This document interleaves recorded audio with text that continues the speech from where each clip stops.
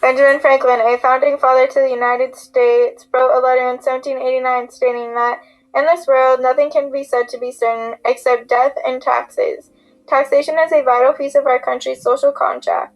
It provides the government with funding to be able to provide life, liberty, and the pursuit of happiness to all citizens. A social contract is a very delicate framework to the financial society, so with a piece missing or being mistreated, such as taxation, the United States of America as a whole could cease to exist."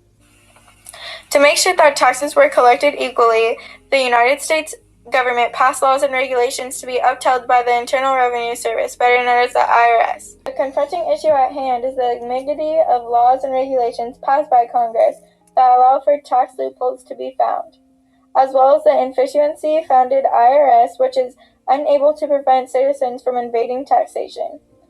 As more citizens elude from paying their fair share of taxes to the United States government, the less government is provided with to be able to ensure its citizens their unalienable rights.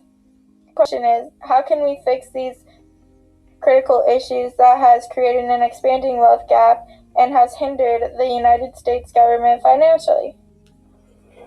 First step that we took was to gain research on the issue at hand from multiple resources. We have found compelling evidence that certain tax loopholes to the United States tax laws and regulations have provided a way for the rich to stay rich without paying their fair share to the federal government. Corporate taxes 60 years ago used to account for about 1/3 of federal revenues, yet as of today only provide for 1/10 of federal revenues. Reason behind these falling numbers is not the amount of corporations, rather the offshore accounts that are considered to have a smaller rate of taxation. It is estimated that there is little more than $2.1 trillion in profits from U.S. corporations that is held in offshore accounts called safe havens. The ambiguous laws that are in play today allow for all of the money to be hid away for giant corporations that are looking for the highest profit. If it was not bad enough, other corporations and businesses have found key loopholes right here in the United States of America that by technically standards are legal. Through these legal tax loopholes, the United States government has been unable to tax a grand total of $90 billion per year. 26 companies apart at the Fortune 500 were proven to pay minimal to no taxes whatsoever on their profits. All in all, the government is neglecting funds that are used to provide the country as a whole their unalienable rights. This is creating a social divide in the United States where the good old American dream is just a dream. To get the public's level of fairness between the types of tax loopholes and the amounts actually paid to the government, we accumulated 3 different types of surveys. Eric Kirchler, Boris Masijovsky, and Frederick Snyder gathered their survey data with help from Humboldt University in Berlin. These 3 gentlemen retrieved useful information of the perspective of a businessman towards different types of ways to get out of paying taxes. They brought groups of 4 types of businessmen: fiscal officers, business students, business lawyers, and entrepreneurs. They asked them how fair did they think tax avoidance, tax evasion, and tax on a scale from 1 to 9. Each group seemed to vote virtually alike.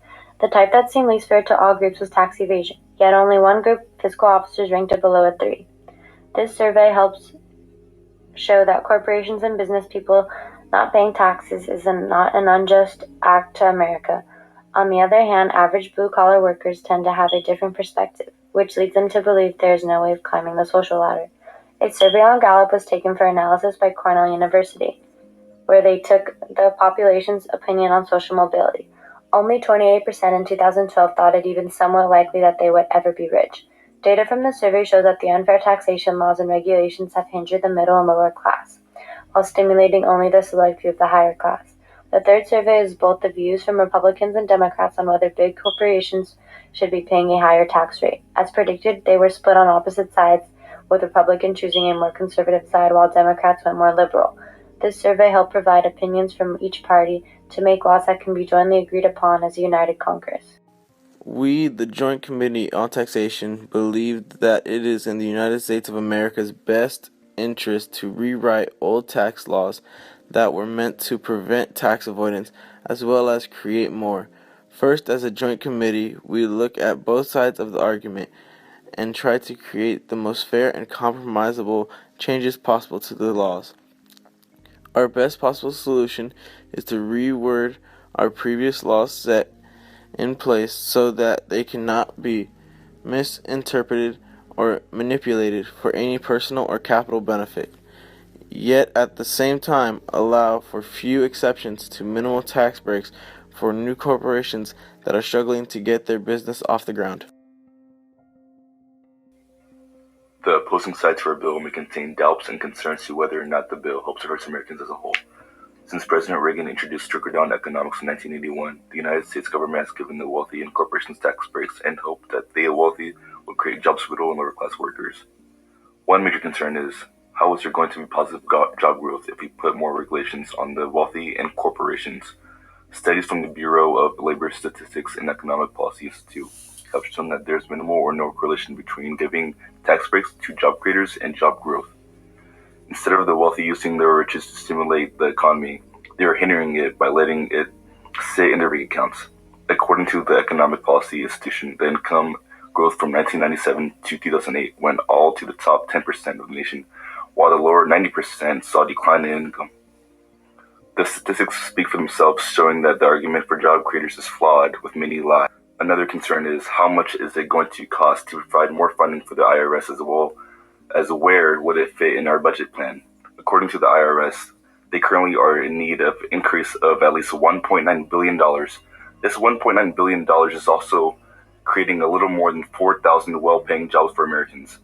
With the new regulations on tax loopholes and breaks to the United States would be sufficiently funded with an approximately $3 to $4 trillion, a $1 to $2 trillion increase.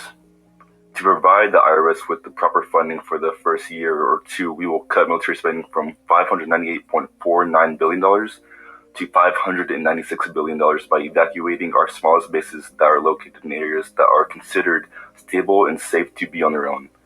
Eliminating tax loopholes and breaks, as well as providing more funded to the IRS, is not only good for the United States government, but the majority of all citizens as well. Do not let special interests and corrupt corporations keep you from voting with what is best for the people of the United States. John Locke, an English philosopher of political science, once said, "All men are liable to error, and most men, in many points, by passion or interest, under temptation to it." We, the United States government, may have been incorrect in letting special interests sway our judgment in the past due to temptation of wealth, but we must stand up and vote for the good for the citizens of the United States.